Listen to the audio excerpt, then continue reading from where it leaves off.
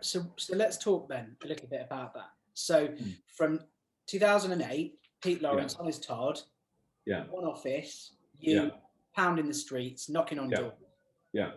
Fast forward to 2021, and we'll talk about your office in a minute. Yeah. How many people are you? We're now just shy of 19 people in the organisation. But from 2008, obviously opened as on my own.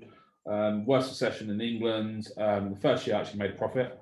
I was quite happy with that. It wasn't a big profit, but it was a profit. It was a £3,000 profit, so I was happy with that. 2009, I won Best New Company in the United Kingdom. And since then, going on throughout the years, we've won, I think, up to 15 awards or 16 national awards now. And we've just grown on the element of understanding people and understanding business. And I think don't try to make people do something because it don't happen. And I think that's where, again, going back to lessons learned of trying to push people to prospect, try to push people to, I don't know, go and door knock, they're just not going to do it. No. So you've got to find the right fit for that role to then employ that person into the business. And I think that's where we've changed quite a lot, which is where we've grown to where we are now. So you've got an amazing team now of a good size. You know, you're a pretty big business with nearly 20 staff. Yeah. 20 people in your organisation. Yeah. You started with one office. I know that's obviously, in Ruislip, on the high street. Yeah. I know you had another office in Eastcote. So at one point you were operating from 2 sites. Yeah. Talk to me about how that evolved and what the state of play is now.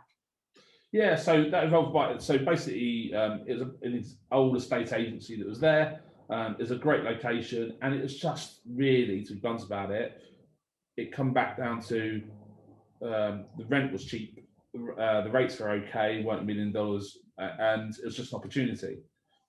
Probably, if I could flip the card back, would I do that again? No, would be the answer. One, because I wasn't a business owner then, I was more of an estate agent. I thought if I open more shops, it's great opening more shops. 2, technology has moved on rapidly. It's not about premises anymore. It doesn't matter. We're networked with the Guild, professional estate agents. I've got 800 in the UK now. So I can cover the whole United Kingdom from anybody, plus we're networked with the Land New Home Network regarding land developments. We've got all that sort of stuff. So I then looked at it, and the lease was due just about to expire, literally as we speak. So I went, do I either renew the lease or don't I? And I chose the decision not to. And people will say to me, well, you're closing down, business must be tough. No, it's not actually. It's the best year we've ever had since we've been open.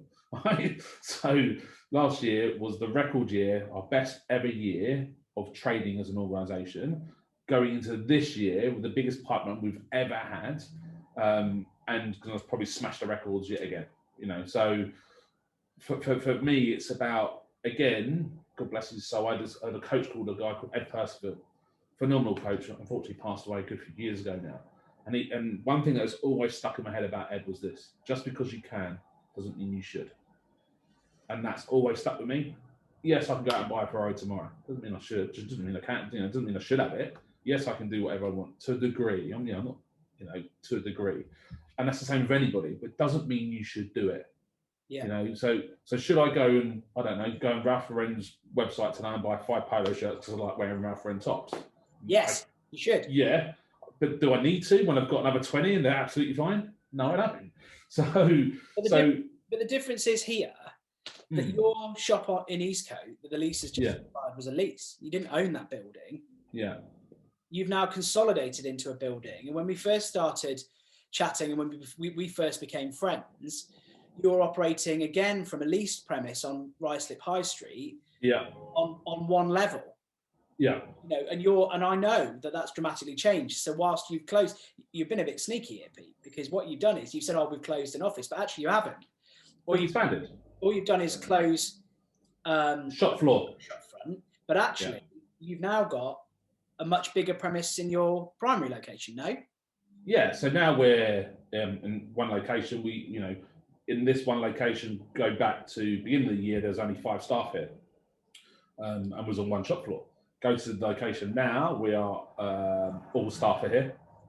COVID regulations are in place with 2-metre rules, and we've got just trying to think how many offices we've got. 1, 2, 3, 4, 5, 6 offices in one building. Yeah. So while, yeah, you can say us closing, but having 6 offices in one location with different departments in each office, one, it creates more synergy and banter and enjoyment and fun, because, you know, we don't go work not to have fun. We've got to have fun. We're social animals. Yeah, yeah. And 2, it's the interaction with lead generation internally. Nothing really gets missed. No. So if it's a new home developer ringing us regarding a site, but they want rental prices, well, we just, you do that, bang, put it together, report it back to the new home developer now. It's very slick on how we work. And I think that's been a blessing on how that's happened. Yes, I was worried, but the feedback that I got from majority of our clients was, Pete, the way you advertise our property anyway, you know, you're going to get the result. And I think that's, when I look at days on market last year, we was the quickest in the area on how quick we turn around stock. When I look at our completions, our under offers to, so agreeing a sale to getting it completed, we're the quickest in the area. And again, that's done by the Guild, and I think they use 20 EA, which is the software data that collates all this information.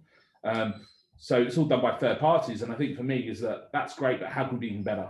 And I think that's the difference between me and a lot of other businesses. Some businesses are happy sitting there, banking £150,000 a year, taking a 50 grand salary out of it, paying the bills for 100 grand, and earning 50 grand. And that's a hobby job. I'm not knocking that. That fits them really, really well. For me, my end goal, and it's all about my end goal, is 2028, sitting at that school for underprivileged children. I have to do it. I have to do it.